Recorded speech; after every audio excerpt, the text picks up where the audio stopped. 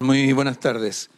Me voy a referir a las primeras dos de las medidas que anunció el presidente, particularmente en la duplicación del bono marzo o aporte familiar permanente. Como sabemos, este es un beneficio que existe hace varios años, que se paga en marzo, pero en esta oportunidad lo que vamos a hacer es que le vamos a agregar un beneficio adicional que con lo cual se va a duplicar su monto. Y con eso, ¿cierto? Este beneficio, las familias van a recibir alrededor de 120.000 pesos por carga, particularmente a todos los que han estado recibiendo este beneficio por concepto de asimilado a la asignación familiar o al SUF. Con esto se va a alcanzar a más de 3 millones de personas pertenecientes a 1,5 millones de hogares. Las personas van a recibir el aporte familiar permanente tal como hasta ahora y van a recibir un segundo pago extraordinario por el mismo monto una vez aprobado el proyecto en el Congreso. En segundo lugar, se va a crear el bolsillo familiar electrónico, que va a consistir en una transferencia estatal que se va a ingresar a un bolsillo electrónico de la cuenta RUT de las personas. Hoy en día prácticamente más del 80% de las personas que reciben apoyos estatales lo están haciendo a través de cuentas electrónicas, particularmente cuentas RUT. Entonces ahora lo que va a ocurrir es que junto con recibir esos fondos, esos aportes del Estado, se les va a depositar un monto por carga en este bolsillo electrónico. Esto va a traducirse en que cuando las personas vayan a hacer compras a un comercio del barrio, un almacén o un supermercado, se les va a girar de su cuenta y del bolsillo electrónico, obteniendo por esa vía un descuento del orden del 20% del total de su compra.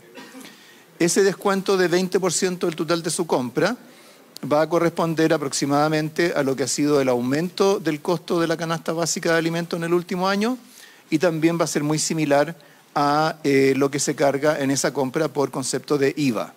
Por lo tanto, acá estamos recogiendo varias propuestas que han estado circulando en los últimos meses. Ha habido propuestas de tarjetas de descuento, ha habido propuestas de reducción del IVA, ha habido propuestas de compensación por la inflación. Todo eso lo estamos traduciendo en este bolsillo familiar electrónico que va a ser implementado por Banco Estado con los fondos siendo transferidos desde el IPS.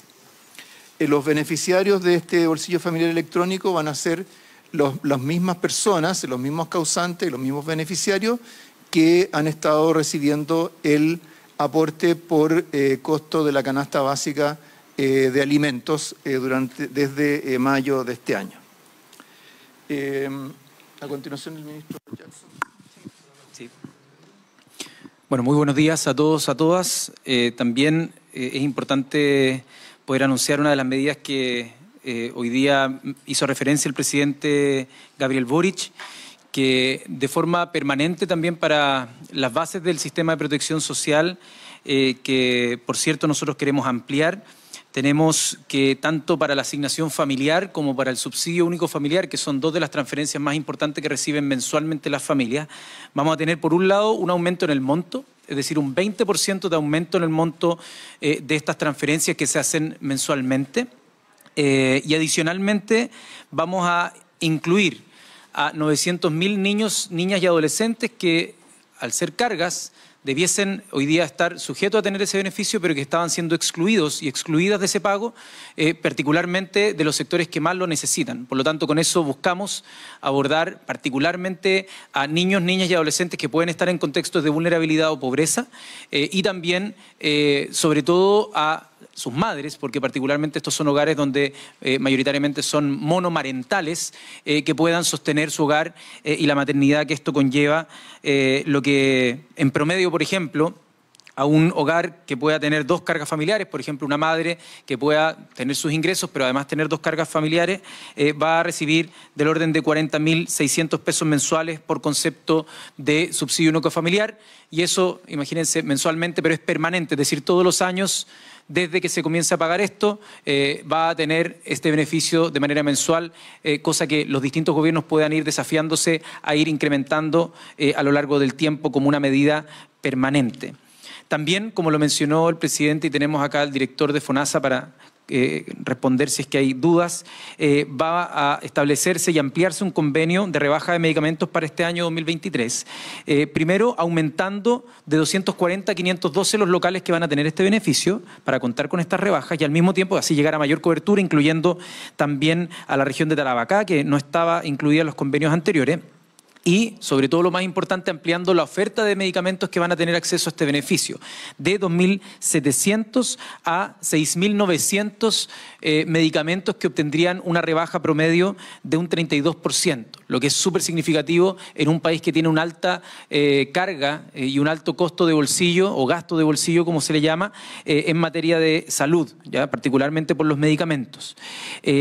Como medida 5, que nosotros queremos hoy día anunciar, tiene que ver con la alimentación y particularmente la alimentación de niños, niñas y adolescentes, que es un tema fundamental y por eso se va a eliminar la discriminación y por lo tanto avanzar hacia la universalidad en la alimentación, sobre todo en prekinder y kinder, ¿ya? Enfocándonos a la educación de párvulo dentro de los colegios, que permita tener alimentación para estos dos tramos, abordando cerca de 50.000 niños y niñas que hoy día no estaban teniendo acceso por esta exclusión entre quienes tenían y quienes no en un mismo establecimiento, quitando esa discriminación y proponiéndonos también ir a avanzar progresivamente en un avance para que este programa de alimentación escolar no cuente con esa discriminación.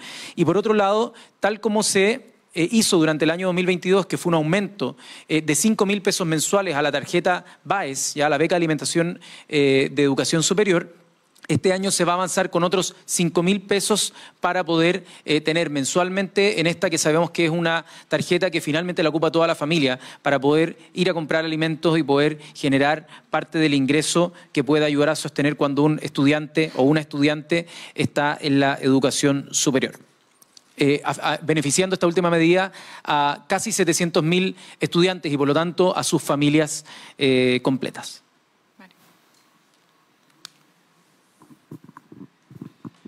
Bien, me refiero ahora a la sexta medida anunciada por el presidente, que es la extensión de la postulación al IFE laboral y al subsidio Protege durante todo el primer semestre de 2023. Esto, si ustedes recuerdan, cuando se formuló el proyecto de ley de presupuesto, estaba contemplado solamente un trimestre de IFE laboral y subsidio Protege. Ahora se extiende a todo el primer semestre. Y esto, cierto, como sabemos, es un beneficio que apoya la creación de empleos formales. Parte importante de la creación de empleo formal que tuvimos durante el 2022, en buena medida se debe a la existencia de este subsidio.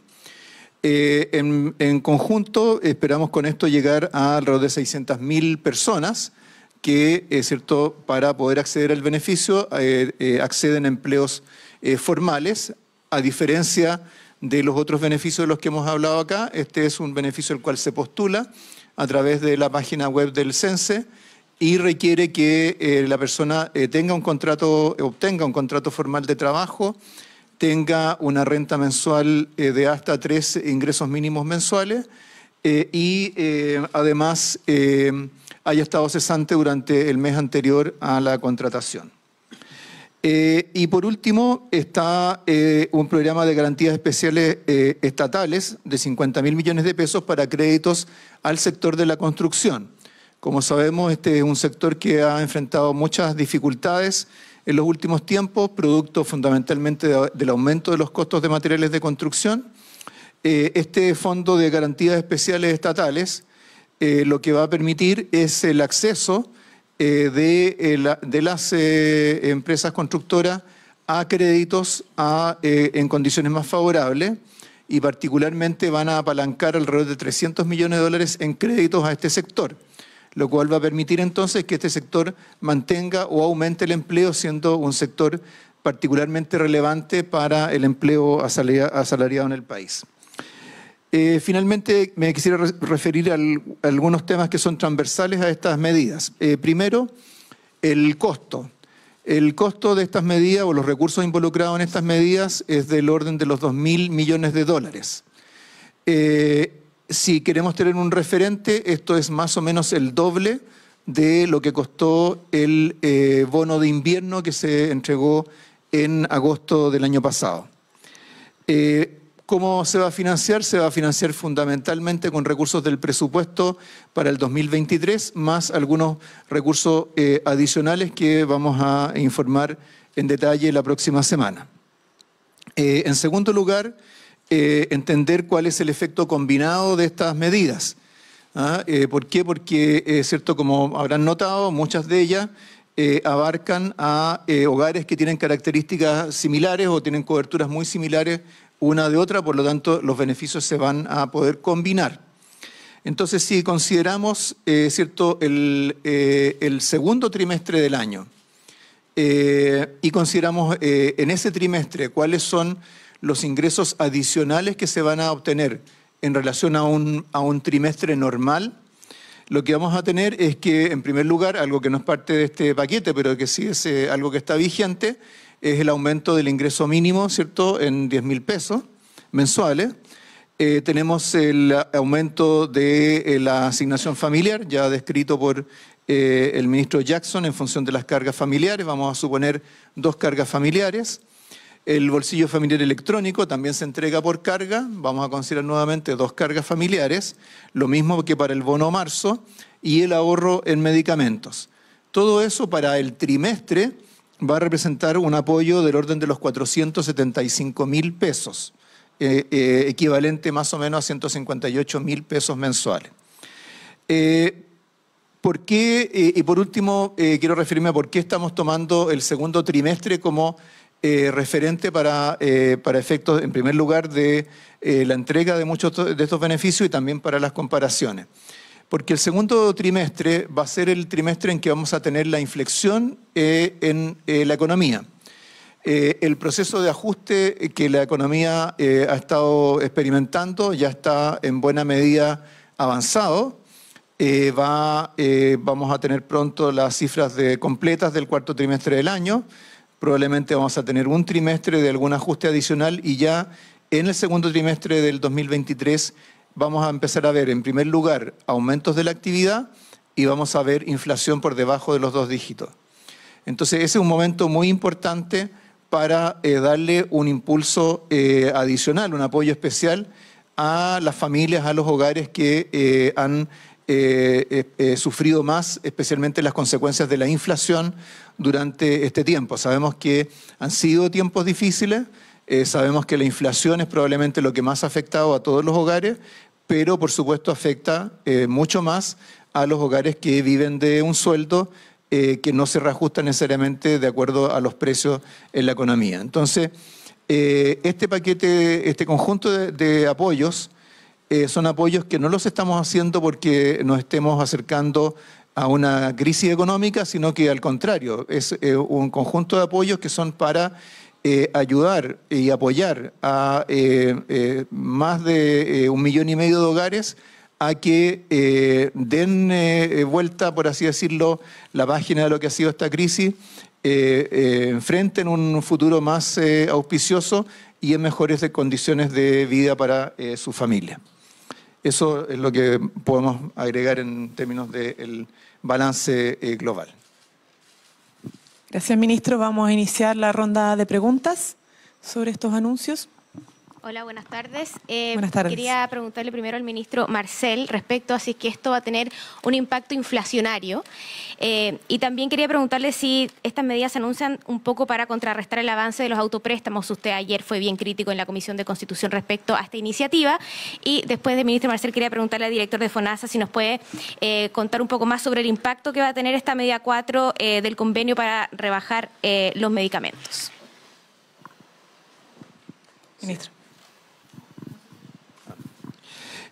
Ok, en primer lugar, respecto del tema de la inflación, lo que tenemos que mirar para evaluar el potencial impacto sobre la inflación es hasta dónde medidas como esta involucran un mayor déficit fiscal que le esté inyectando recursos a la economía más allá de los recursos con los que se apoya a estos hogares.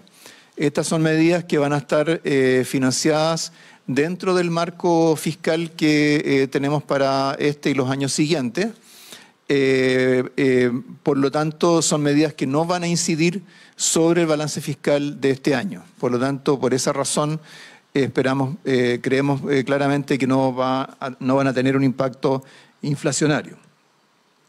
En relación al tema de los autopréstamos o los retiros disfrazados de autopréstamos, lo que tenemos que decir es que, bueno, como ustedes bien saben, nosotros hemos estado trabajando en este conjunto de medidas desde hace ya bastante tiempo, entendiendo, ¿cierto?, que necesitamos para la primera mitad del 2023, ¿cierto?, un apoyo especial a los sectores y a los hogares más vulnerables, y por lo tanto estas son medidas que se están haciendo para apoyar a esos hogares más vulnerables, no para incidir o para impedir o para influir sobre la discusión de los autopréstamos.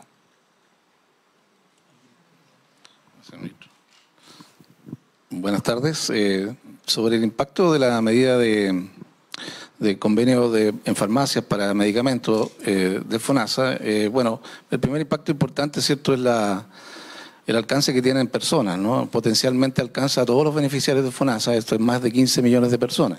Por supuesto, no todas las personas demandan medicamentos en un periodo, pero evidentemente que potencialmente es muy importante. Además, estos convenios están ampliándose a todas las regiones del país y en presencia en mayor cantidad de farmacias, aumentando las sucursales de farmacias que están este beneficio disponible a prácticamente el doble. En tercer término, en términos de dinero, significa un descuento que anteriormente habíamos tenido unos promedios de 16% a un aumento al 32%, lo que implica que se han duplicado los descuentos en estos convenios que están por comenzar ahora en enero, haciendo un total de cerca de 30.000 millones de pesos al año, estimado para todos los beneficiarios que demanden medicamentos. Y por último está la cantidad de medicamentos, que también es importante, que aumentan de 2.700 que tenían descuento anteriormente a la cantidad de 6.900, ¿no? Esto es bien importante. Además se agregan más de 1.000 productos asociados a los medicamentos que se venden en farmacia que no son directamente medicina, ¿no? Ministro Marcel, muy buenas tardes. Es una pregunta respecto al IFE laboral. ¿Creen que el IFE laboral tendrá el mismo efecto que ha mostrado hasta ahora en el contexto de una economía en recesión? Y además preguntarle si creen que sea necesaria alguna modificación en esta materia. Muy bien. Primero, nuevamente, respecto a esta pregunta, insistir sobre el hecho de que la trayectoria de la economía lo que ha implicado son caídas de la actividad en el tercer y cuarto trimestre de este año. Es posible que tengamos alguna caída adicional el próximo, pero el hecho de que veamos cifras negativas para el conjunto del año 2023 tiene que ver con el punto de partida para el año, no para la trayectoria de la actividad. Y por lo tanto, durante parte importante de este año vamos a tener aumentos de la actividad trimestre a trimestre. Entonces, ese es un contexto, este contexto en el cual se va produciendo una inflexión de la actividad económica, es un momento en el cual este tipo de incentivos a la contratación son particularmente relevantes porque permiten acelerar ese proceso. Como ustedes saben, el mercado del trabajo en general opera con un cierto rezago respecto de la actividad. El hecho de que exista un beneficio como el IFE laboral, lo que va a permitir es reducir ese rezago en el momento en el cual se va a empezar a recuperar la actividad y en esas circunstancias va a ser especialmente valioso contar con este instrumento.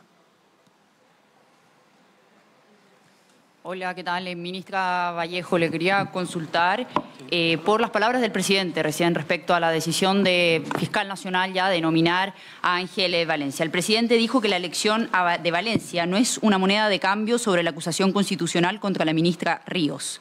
¿Por qué deciden entonces ir por Ángel Valencia ahora? ¿Fue pragmatismo? ¿No estaban los votos para otro candidato? ¿O cuál sería ya la decisión final? Sobre eso se refirió hace pocos minutos el mismo presidente de la República, él ha dado la respuesta y ha sido muy claro y contundente en su respuesta. Es él la persona que hace la nominación, no es una elección del Ejecutivo, es una nominación en función de la elección que hace la Corte Suprema, otro poder del Estado, que establece los criterios, etcétera. Aquí todos los candidatos y candidatas pasaron por una revisión de la Corte Suprema.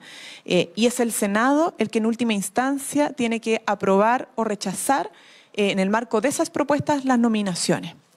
Estamos en un tercer intento y nosotros señalamos que esperamos, por el bien del país, que la tercera sea la vencida. Y en eso, respecto a su pregunta, me sumo a todo lo dicho por el presidente de la República, porque de verdad que necesitamos darle una respuesta a nuestro país sobre la conducción de uno de los organismos que son fundamentales, ¿cierto?, en materia del combate a la delincuencia, que es el organismo persecutor del delito. Ministra, también para usted, ministra Vallejo, esta pregunta también se le hizo al presidente Boric, pero lo cierto es que no quedó muy claro. Sobre Luis Castillo, él cuenta con 5 condenas, 26 causas judiciales, fue indultado por el presidente Boric. ¿Se tenían a la vista estos antecedentes cuando él fue indultado y si se considera que este indulto fue un error? Y además, ministra, preguntarle si es que está contemplado otorgar más indultos como lo ha solicitado un sector de Apruebo Dignidad. No.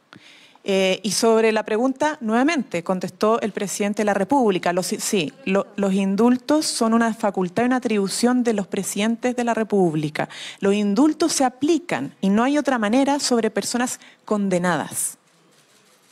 Entonces, no es sorpresa, y no puede ser sorpresa, que estas personas hayan tenido condenas, porque cada uno de los indultos, y así está establecido en la Constitución, y las leyes que facultan para poder ejercerlo, se aplican sobre personas condenadas. Son decisiones difíciles, pero que se hacen bajo una reflexión, con revisión de los antecedentes, y así se han aplicado.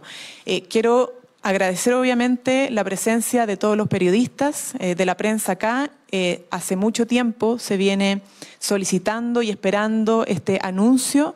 Hoy día las urgencias ciudadanas están puestas, evidentemente, entre otras cosas, en materia de seguridad económica, y es por eso que estamos disponibles, ¿cierto?, no solamente en este momento, sino que para los requerimientos de la prensa y del Congreso Nacional para poder ir a explicar cada una de estas medidas que van en apoyo a las familias chilenas.